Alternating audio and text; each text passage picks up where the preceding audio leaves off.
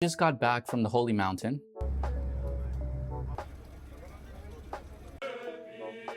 and I want to talk to you today about the difference between monasticism and marriage. For those of you that don't know, the Holy Mountain, also known as Mount Athos, is this peninsula in Greece that hosts about maybe 17 to 20 different monasteries. All of them are men's monasteries. No women are allowed in that peninsula. And it has been the case for the last, let's say, 1,000 years, where every day over hundreds and hundreds of divine liturgies are served throughout these monasteries, which is a beautiful thing to see. I've been going to the Holy Mountain since I was about 10 years old, was when my father first took me. I first went to the holy monastery, the Skeets of Agiana, towards the very back of the peninsula. When I was there at 10, I just saw all these monks with their very long beards. It was a beautiful sight to behold. Of course, as a 10-year-old, I don't really understand much of what's going on. Then later on in life, I went back again when I was 18 and had begun going every year since then, 18, 19, 20. And in some years, I've gone even multiple times, having gone to celebrate Christmas there one year. I had also celebrated Pascha another. And I remember there's this one story after my first celebration of Pascha on the Holy Monastery of Gregorio. I had just walked out with my friend, who later actually ended up becoming a priest as well. And as we walked out into the courtyard, I was sitting with one of the monks, Father Eliseos, if I'm not mistaken. At the time, he had this British accent, deep voice to him. And he asked me, is this your first time celebrating Pascha on the Holy Mountain? And I said, yes. And then he says, how old are you? And I says, 18, I think I was 18 or 19 years old. And he says to me, what a shame, what a shame. And I said, what do you mean? He says, what a shame that you're celebrating Pascha on the Holy Mountain so young, because no other Pascha will ever be the same. And how right he was. I mean, I've had the opportunity of celebrating many beautiful Paschas after that, but nothing quite is able to match that beautiful highness of Pascha on the Holy Mountain. It's so beautiful, with people that are there from, you know, the vigil that extends from early in the evening all the way into the early hours of the morning. It's a beautiful thing and sight to behold. And if something that you've never done, I highly encourage you to do. Now, this time around, I ended up going to Mount Athos with my father and a good friend of mine, Jason.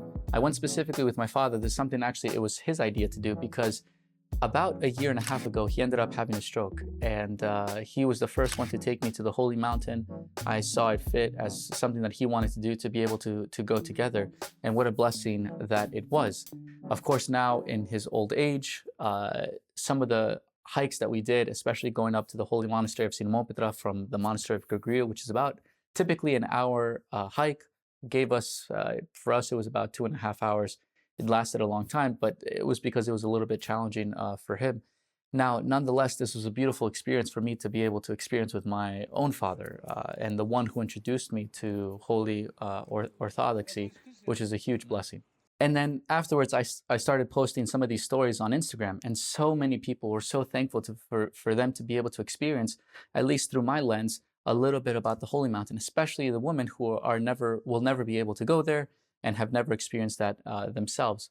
But among some of the questions that I received was, how do I discern a call to monasticism? How do I discern a call to marriage? There are many single people that who are engaging now in the spiritual life and are trying to discern, like, what should I do? Should I be celibate or should I be married? Should I join a monastery or should I do something else? And it's a difficult, it can seem like a difficult question to respond to. I remember the former abbot of the Holy Monastery of Simonopetra, I had read somewhere where he said that anybody who desires to live a spiritual life, if they sat down for 5 minutes and they said, okay, I want to live the best spiritual life that I can live, anybody who knows about monasticism will have at least considered a majority of that time joining a monastery. And you will see that monasticism is an absolute way of life. It is a full dedication to the life of God, to a life in God. It is a full dedication to the life that you see in the Acts of the Apostles, where everything is common to everyone. Every day, people are devoting their whole selves and their whole life unto Christ, our God.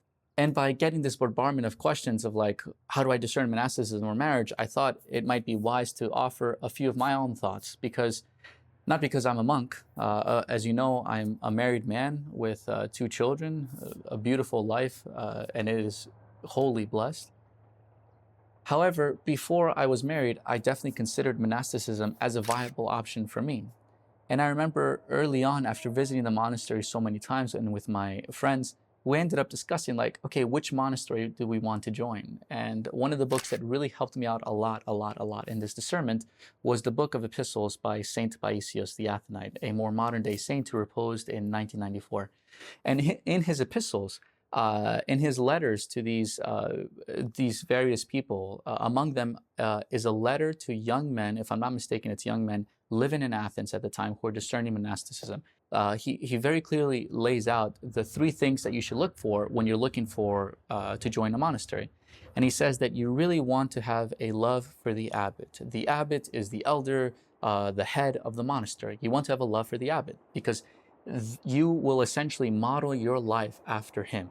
The things that they are supporting, the type of monasticism that they are envisioning or living, you will begin to embody that in your own life because you begin to take attributes of the people that you learn from.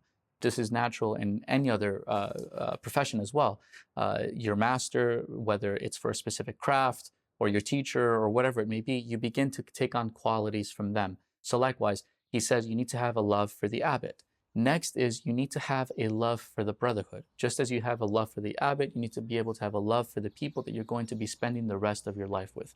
The monks at the particular monastery, not the people that are visiting, not anyone else, but those monks that you will be spending your days in service, in work, in the church, everything, in the refectory, in the dormitories. All these people you have to have a certain love for, the certain disposition that you see a love for the brotherhood as a whole.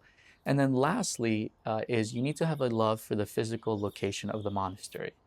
Some monasteries, for example, there can be monasteries in Alaska. If you are not particularly liking cold weather, then you won't go there. Likewise, there are monasteries that are, in some of the hottest places on earth. And then if you go there and you have a particularly challenging time with heat, this is not going to be, even if you have a love for the abbot and even if you have a love for the brotherhood, maybe you can work it out, but it might be particularly challenging for you. So this is something to consider. And I remember reading that letter, and it clarified so many things to me because I had gone to so many different monasteries and visited many different monasteries on Mount Athos, some in America as well, to try to discern, okay, where do I go? Where do I fit in? What is the best monastery for me, especially as somebody who was at the time considering monasticism. And after I read the letter, I isolated it to just 2 different monasteries. And that was the monastery of Grigoriou on Mount Athos and the monastery of Simonopetra on Mount Athos. And afterwards, I remember those are the 2 monasteries that I visited for Pascha. I had spent another Paschal season. I'd spent two Paschas, I believe, maybe 3, at the holy monastery of Simonopetra. And there, the longest, I think, duration I stayed was about a month or so at the monastery of Simonopetra, where I was able to begin to discern, okay, is this what I really want to do? And when I was there, I loved the life. Monasticism, in practical matters, is very, very, very simple, at least from my limited experience. Having only been there a month, having spoken to the monks and the elder himself, it seems to be very simple because when you go there, you essentially, you leave everything else behind. Your name, your identity, your cash, your everything, let's say. And you enter the monastery. And then when you enter the monastery, it is almost as the monastery begins now to assume responsibility for you, which means a lot of the practical matters are taken care of. The finances, the bills, the taxes, things that you would have to normally take care of in the world are now taken care of in the monastery. And so you go with kind of like an empty mind, a free mind, a mind that's just able to work and pray, which is kind of essentially what the monks do. So you enter the monastery and you're assigned a diakonia, I believe it's called in Greek, or diakonimata, I can't remember exactly the right word, but you're assigned a service, a particular job that helps sustain the monastery to some extent, whether it's the garden, the cleaning, the cooking, the serving, maybe it's even as part of the church services or whatever. And that becomes your role, that becomes your job. And you're sustained, the monastery sustains you through those actions, and you sustain the monastery through those actions. So it really is like the brotherhood that you see lived out in the Acts of the Apostles. If you remember in the book of Acts, when everybody, all the disciples and the apostles would bring all their funds together, and I think they brought it all to Peter. And then Peter would then distribute according to the needs of the people. This was a beautiful thing to see, and you see that fulfilled in monasticism as well. So in terms of practical matters, it was just a beautiful thing to witness and to experience, especially because you find so much headache in the world. Actually, in contrast to monasticism, marriage is difficult in practical matters, especially if you have children, you have taxes, you have bills, you have homes, you have upkeep, you have work, which is a whole another subset of the life of a married man. And so in terms of practicality, practical matters, the monasticism is very simple, and marriage can be very challenging and very difficult. I remember one of my last Paschas on the holy monastery of Simonopetra. Actually, it was my very first one.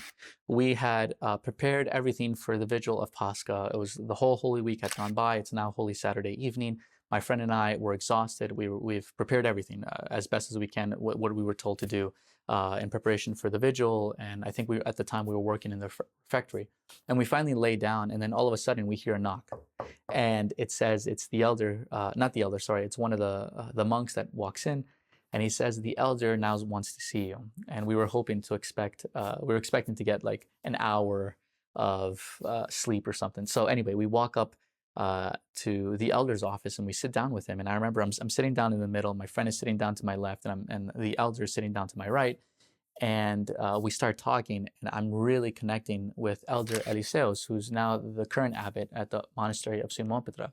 I absolutely love him. He seems to be a man of, from what I can see, a man of fortitude, integrity, love, and kind disposition. And so there I am talking to him, and then finally he takes his hand and puts it on my arm and grabs it with a firm grip. And he looks at me very intensely. He says, "Do you know why Christ came to the earth?" And as a seminarian with a theological degree, I say to him, obviously to save the world. And he says, "No. He came in order to bring monasticism." And while obviously it's true that Christ came in to save the world, like this is his mission, this is the whole point of the incarnation, and the elder wasn't denying that in any respect, but rather he's emphasizing a point that is often overlooked, which is that of the three people that we find in Orthodox churches always plastered on the iconostasis, that is the icon wall separating the nave and the altar. Of the three people, three of them are, the three of them being Christ, the Virgin Mary, and St. John the Baptist. Those three are known as virgins in our Orthodox tradition and our Orthodox theology. It is interesting to see that this push towards virginity happens much more beautifully, much more organically after the incarnation of Christ. Beforehand, the rabbis, the Pharisees, whatever, would all be married. That was the whole point, which is why that to kind of like debunk one of the things that people say, well, Jesus Christ was married to Mary Magdalene, I think is one of the claims, stupid myths that people make up. And it's like, if he was married, that would be one of the first claims that would be included in the scriptures, because then they would, in other words, the disciples, the evangelists would try to legitimatize would try to make legit that the fact that Christ, this person, Jesus Christ, is this normal rabbi, like who's married with kids and all these things. But that was not the case. They never included that. So Christ, in his incarnation, allows for the possibility of virginity to really take place and to take fruit. It is almost as though we go from Adam and Eve, which is this idea of marriage, and through sin, you begin to see the development of incestual relationships between people of the same gender, and then the development slowly over time through let's say, the history of salvation, in where finally we go from the marriage of many wives to the marriage of one wife to the marriage of only one wife, not just one wife at a time, but only one wife, and then finally to the marriage which is strictly to God, which is we find in the case of virginity. And so I found that so beautiful, where he says that Christ came to bring about monasticism. In other words, he says Christ came to set a fire upon the earth, and that fire is the fire of the Holy Spirit that gives us the grace and the willingness to forego every other relationship, every other profession, every other care in the world, and to wholly dedicate our whole life, our whole being, our whole self, our mind, body, soul, strength, everything to Christ. This is what monasticism is. It is the fulfillment in some ways of the incarnation. It is the witness of the resurrection, because in those ways of life, you're seeing someone that has forgone everything for a completely different way of life. This is why monasticism is called the angelic way of life, the life of the angels, because the angels are, of course, virgins. They are ascetical. They are divine beings. And there's even an icon that kind of says something like this. It kind of shows something like this, where it's the angels teaching the monks and the monks teaching the lay people in how to live the world. And of course, the lay people, in a sense, witnessing the power and the witness of God to the world. It was after that meeting that I completely said to myself, this is where I need to be. This is like my way of life. And I remember going back to the States. I spoke with my spiritual father and I received this blessing. I went back to the monastery of Simonopetra. I received the elder's blessing as well after we spoke about it. And the only thing that had stopped me between me joining a monastery was the fact that I still had student loans. All of my loans had, let's say I just completely ditched them and went to the monastery, would have defaulted and would have gone to my father. And if it would have gone to him, it was more money than they could have handled. And it didn't seem proper or right to me. I remember at the end of the summer, after I had made the decision, when I came back in June, I made the decision with my spiritual father. I'd gotten his blessing, the blessing of the elder and everything. And I was like, I was confirmed. And now I just had to find some work to do in order to pay off these student loans. And I worked during the summer. I began to make some calculations so that by August, I realized that in order to pay off these student loans with normal work would have taken me, I think, something like 7 to 9 years. It was crazy. And I said to myself, I won't join the monastery till much longer. And if I remain in the world, it's going to be so difficult in order to live that type of life.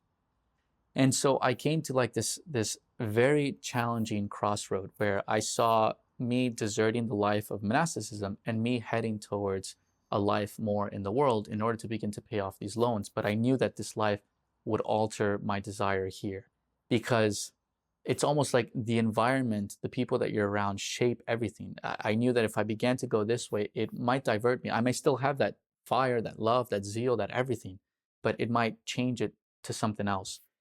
And so I remember calling my spiritual father and he said to me, you know, my child, go ahead, finish off your studies at Holy Cross, because I was considering just leaving my studies altogether for my master's degree. And so it was my final year. And so finally I finished it off. I moved to California. And within a year, I found, actually less than a year, within 9 months of all that happening, I found my wife. And then within 9 months, we got engaged. Within 9 months later, we got married. We're almost 8 years married now with 2 children, and I'm an ordained priest in the Orthodox Church. How strange life works, how strange things develop. But this is, I share this with you, not for anything else, but to share that this is the way in which God has called me. I don't know how, I don't know why, I don't know why these things didn't work out. And I actually spoke with the elder about this time around when I went to the monastery just recently. And I said to him, it's interesting that all of this worked out. I'm a little bit saddened that I didn't end up becoming a monk. And he says, it seems to me that you have a lot to accomplish. And had you stayed in the monastery, you would have felt like imprisoned. How did you put it? Like you would have felt surrounded by 4 walls, unable to do anything. And it's interesting because both marriage and monasticism are a type of freedom. And I think this is something that people don't really understand. Commitment brings about true freedom. And oftentimes it's the lack of commitment that actually leaves us stifled and imprisoned. I think somebody put it to me like this way once. They said that before marriage, everything is potentiality. Everything, absolutely everything. Everything is a potential. I remember when I was single, before even considering monasticism, I would walk into a restaurant or I'd walk into an event or a party or a group of people, and I would always be scouting out like, that person looks really nice. Maybe that's the person I should be marrying. Maybe that's my future wife. Maybe that's, one of my best friends or something like that. Like all these possibilities. But it never allows you to actualize that potential. And then finally, when I got married, it allowed me to love everybody much more equally. I don't know, like I can love men and women like without an issue. I don't know if this is a good way to put it, but meaning that now all of my uh, arrows, all of my love and my desire is geared towards Christ and towards my wife, which once that solid connection is formed, I no longer have to look, or in other words, I no longer, when I'm entertaining other people, when I'm discussing or having conversations with other people, it is not a question of what is this person to me? It is now I am in service to this person. Does that make sense? It's like I can now be fully me in relationship to others because I'm confined and bound to one person, which allows me to be actually more free. Before, everything else was just like a relationship of trying to figure out what is the best for me. But now that I have gotten the best by the grace of God, now that I'm married, now that I have children, everything else becomes a relationship in service to them. Maybe this doesn't make sense, maybe this is wild, but it is how I am experiencing the world as a priest, as somebody who's married and with children. And so they say that everything before marriage, everything before that major commitment is potential, just a potential. But then once you make that commitment, once you get married, once you become a monastic, a monk or a nun, you're beginning to actualize that potential, right? When you get married, you begin to actualize everything. You pour your heart and soul into that relationship. You pour your heart and soul into the relationship with God, into your work, into your duties, into your community. And everything from there begins to be actualized, the potential that you have within you. And so that's why I tell people, like, when they're single, like, find a wife. Obviously, there's parameters that you should, not parameters, there's filters that you should go through. You shouldn't just marry anybody, but obviously you should be attracted to them. Like, number one, they should be like, be of the same faith, similar values, a similar shared vision and goal, an understanding of what marriage is, which is a path to salvation, just as monasticism is, and understanding that suffering is a part of that path towards salvation, and understanding that the two of you are yoked together, that you're heading on the road towards salvation. When you have that, then the rest is, like, in a sense, taken care of. Just make the commitment and go. Now, here's the last bit that I'll say, because obviously this is going a little bit long, and I think this is just me sharing to the world of how I understand this. And if you never watched the video, what can I say? Maybe blessed, but at least I'm getting it out there. The last is this, is that I didn't see marriage and monasticism as two opposite extremes. I didn't see it the difference between being celibate and not celibate. I didn't see it as a difference between, living in the world and not living in the world. I don't know if that makes sense yet, but I didn't see it at these extremes. Rather, I saw the difference between marriage and monasticism as two different types of loves. Loves, like people that you love, right? Let's say you have you're trying to discern between marriage between one person and another person, and you love them both. And they have their different peculiarities, they have their different pros and cons, what have you. Ultimately, you go with the person that you love the most.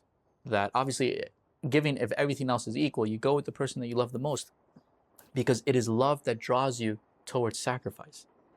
This you see actually exemplified in the cross. The love of God for his people allows for the sacrifice on the cross to take place, which is why I say, like, the greater the love, the greater the sacrifice. The greater the love the husband has for the family, the greater his sacrifice for the family.